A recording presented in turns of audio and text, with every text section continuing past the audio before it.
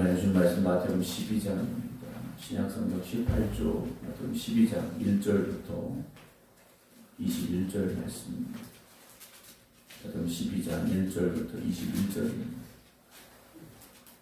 그때 예수께서 안식일에 밀밭 사이로 가실새 제자들이 시장하여 이삭을 잘라 먹으니 바리새인들이 보고 예수께 말하되 보시오 당신의 제자들이 안식일에 하지 못할 일을 하나이다. 예수께서 이르시되 다윗이 자기와 그 함께한 자들이 시장할 때 한 일을 잃지 못하였느냐.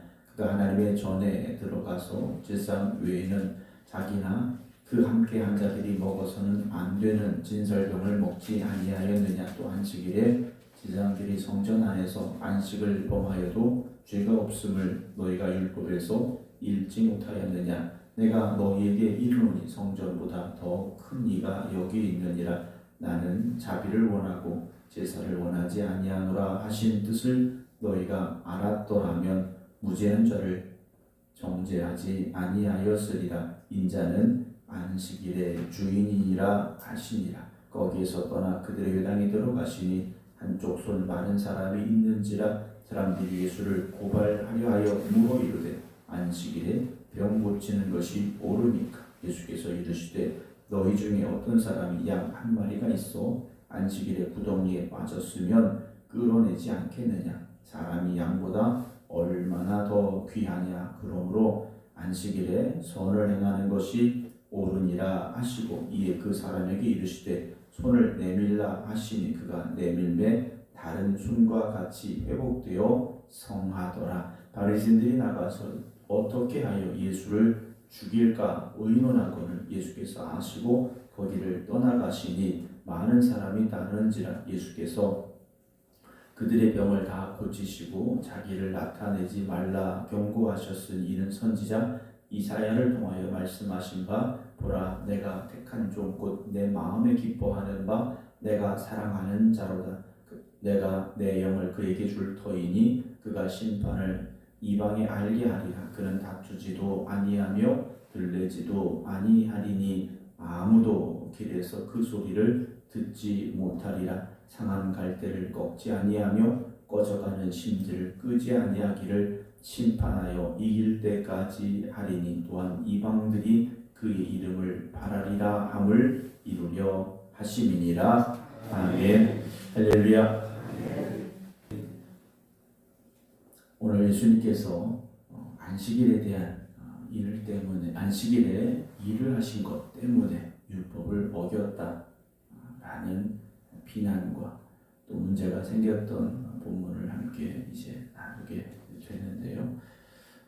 안식일이라는 것, 그날에 일을 해도 되나 안 해도 되느냐 이 문제가 아니라 하나님이 어떤 분이신가, 그리고 하나님의 백성된 우리는 어떻게 살아야 되는가, 어떤 삶을 살아야 되는가의 문제를 우리가 먼저 생각해 봐야 됩니다.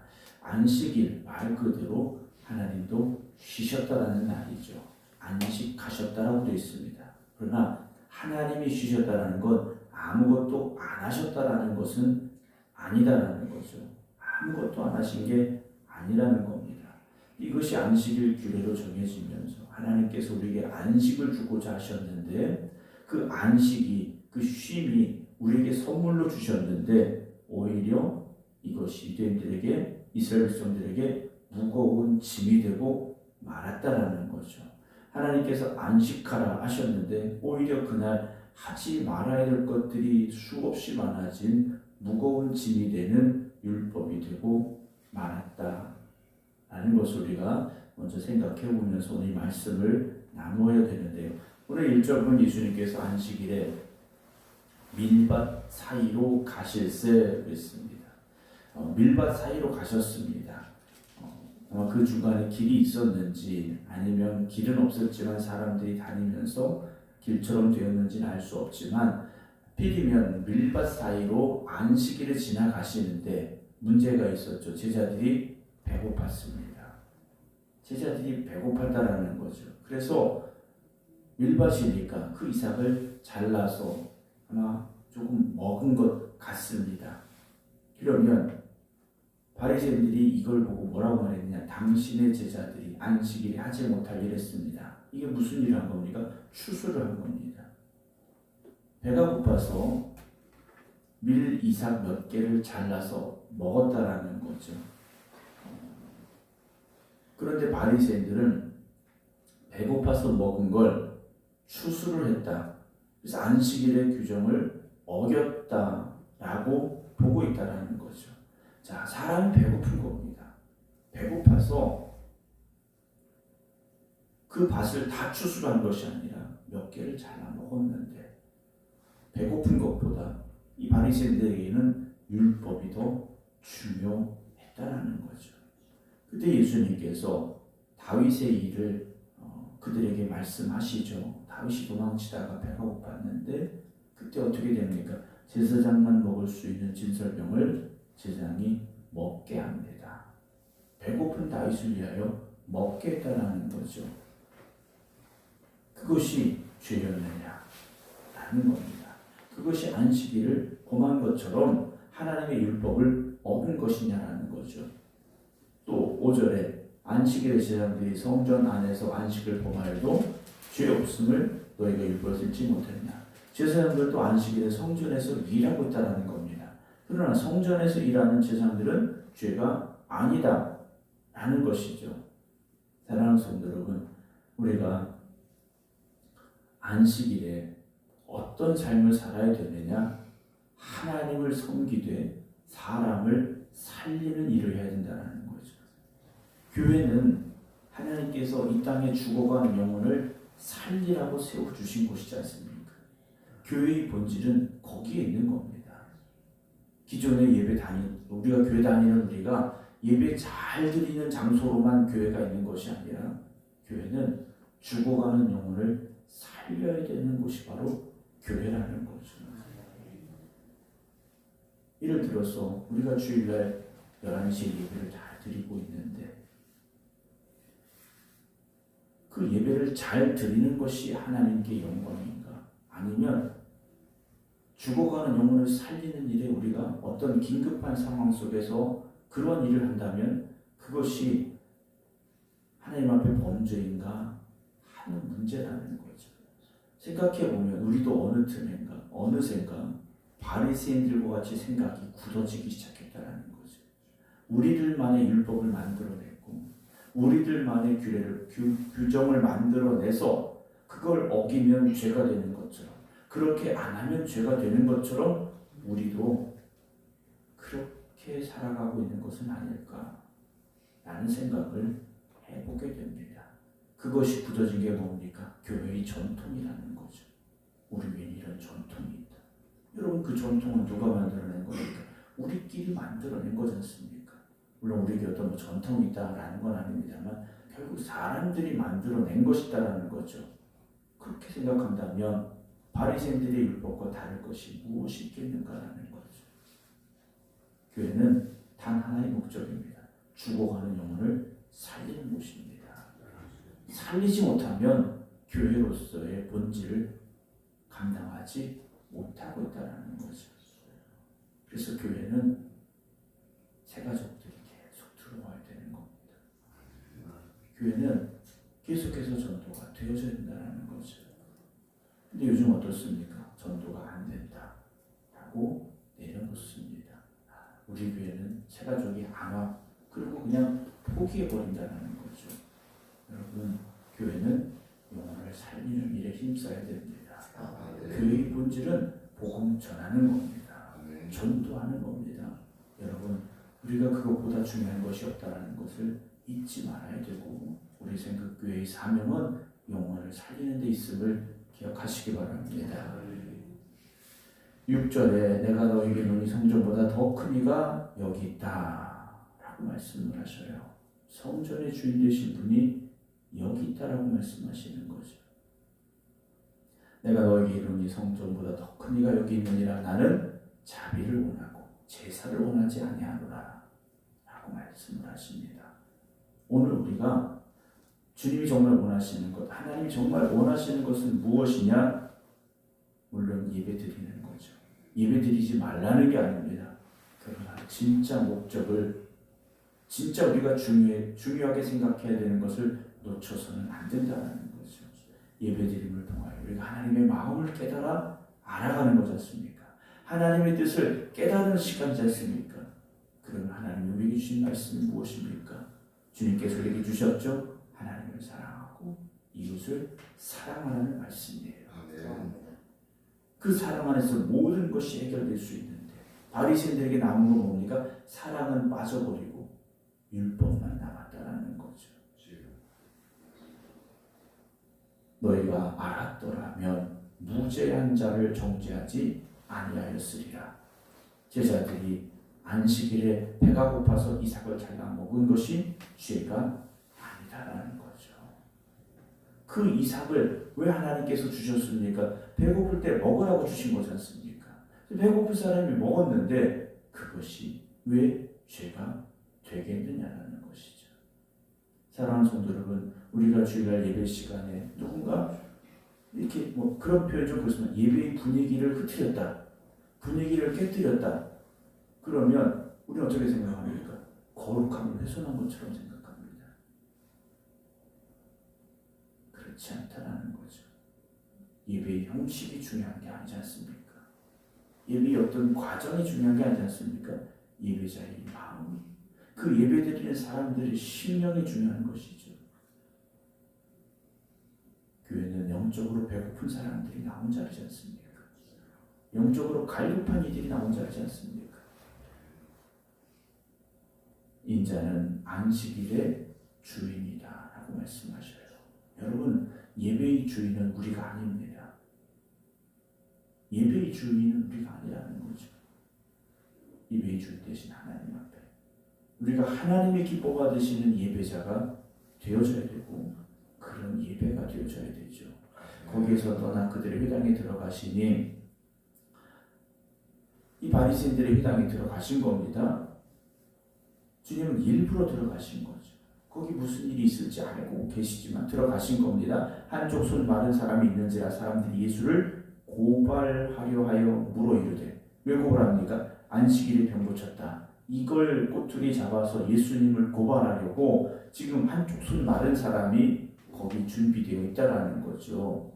그래서 한쪽 손 마른 사람을 보시고 예수님이 어떻게 할까? 예수는 분명히 저 사람을 어떻게 할 거라는 걸 알고 있습니까? 고칠 거라는 걸 알고 있다는 거죠. 함정을 만든 거지 않습니까? 예수님 안식일에도 병자 고칠 거야. 분명히 알고 있습니다. 그걸 가지고 고발하려고 이 상황이 만들어진 건데 예수님께서 이렇게 말씀하시고 11절 너희 중에 어떤 사람이 양 한 마리가 있어 안식일에 구덩이에 빠졌으면, 어떤 사람이 양이 100마리 1000마리가 있는 게 아니라 한 마리가 있는 사람입니다. 그럼 그 사람에게 그 양이 소중하겠습니까? 소중하지 않겠습니까? 얼마나 소중하겠습니까? 근데 그 양이 마침 안식일에 구덩이에 빠졌습니다. 그럼 어떻게 하겠는가라는 거죠. 끌어내지 않겠느냐? 주님께서 말씀을 하십니다. 그렇죠? 당연히 끌어올려야 되죠. 그냥 내버려두면 죽을 수도 있는 상황이니까 양을 꺼내서 살려야 되지 않습니까? 12절에 사람이 양보다 얼마나 더 귀하다 말씀하셔요.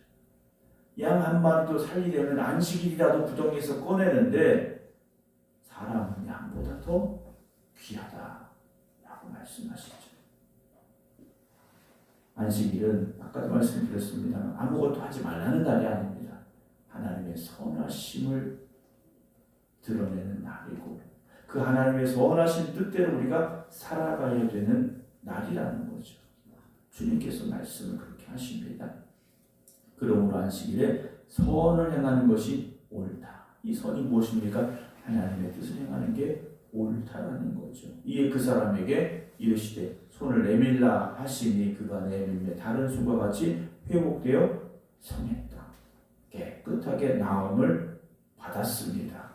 그러면 이 얼마나 감사한 일입니까? 불치병이지 않습니까? 이 사람이 고침을 받은 거예요. 14절 바리새인들은 나가서 어떻게 하여 예수를 뭐합니까? 죽일까? 의논하는 거예요. 어떤 날에요? 안식일에.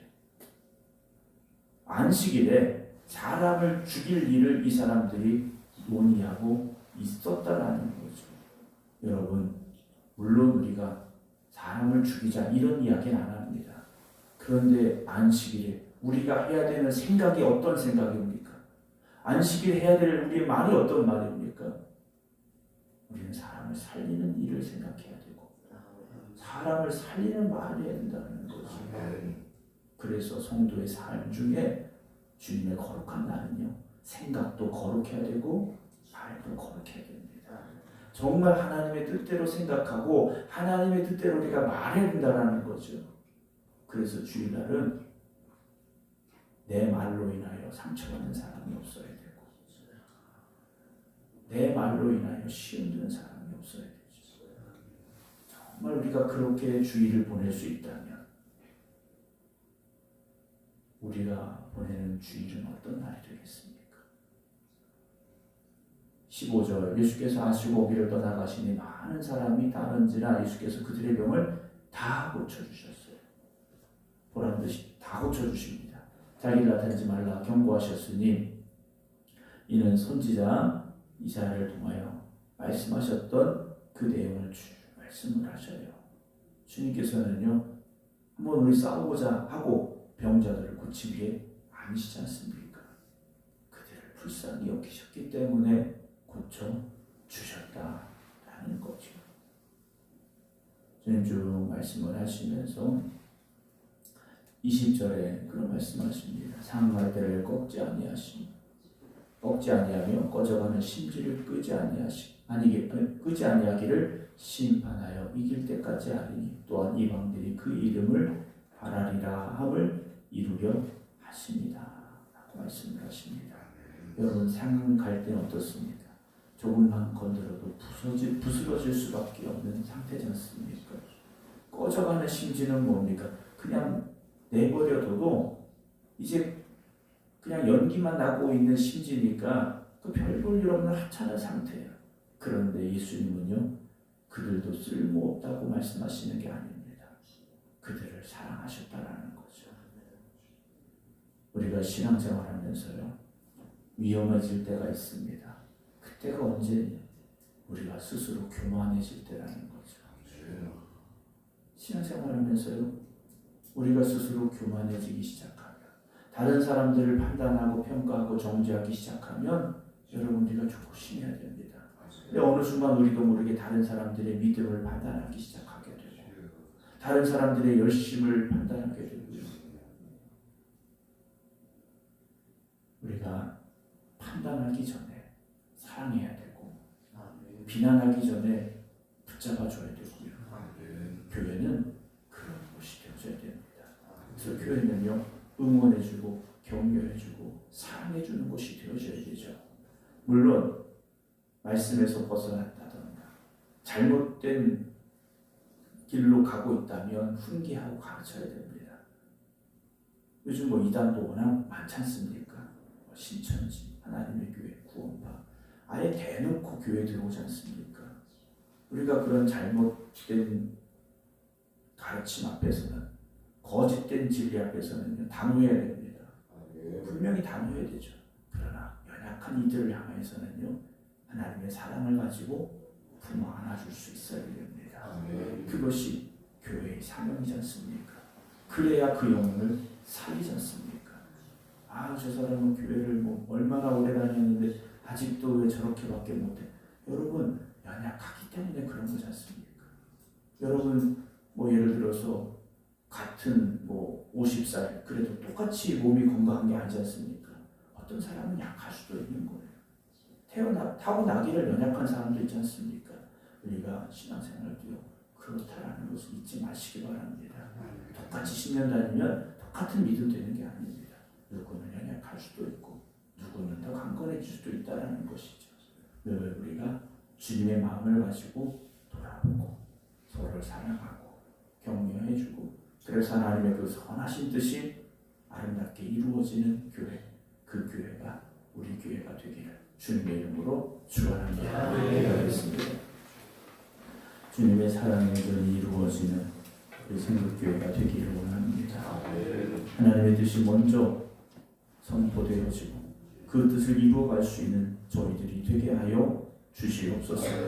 교회의 가장 귀한 사명, 영혼을 살리는 일에 집중하게 하시고 좀 더 힘쓰는 교회가 되게 하시고 날마다 죽어가는 영혼을 위하여 눈물로 기도하는 교회가 되게 하여 주시옵시며 연약한 이들이 성전에 들어와서 주님 만남으로 회복되게 하시고 하나님의 나라를 향하여 믿음으로 나아갈 수 있는 변화가 있는 이 성전이 되게 하여 주시옵소서. 오늘도 우리가 가야 될 길을 밝히 보여주시고 우리가 순종함으로 그 길로 나아가게 하여 주시옵소서. 이제는 우리 주 예수 그리스도의 은혜와 아버지 하나님의 진하신 사랑하심과 성령님의 감동과 마교통 역사하심이 오늘도 생명을 귀하게 여기시기에 자신의 목숨까지 내어주신 주님의 그 은혜와 사랑으로 말미암아 이 성전에 또 각자의 자리에서 기도드리고 있는 모든 이들 위해 이제부터 영원토록 함께 하시기를 간절히 축원하옵나이다. 아멘.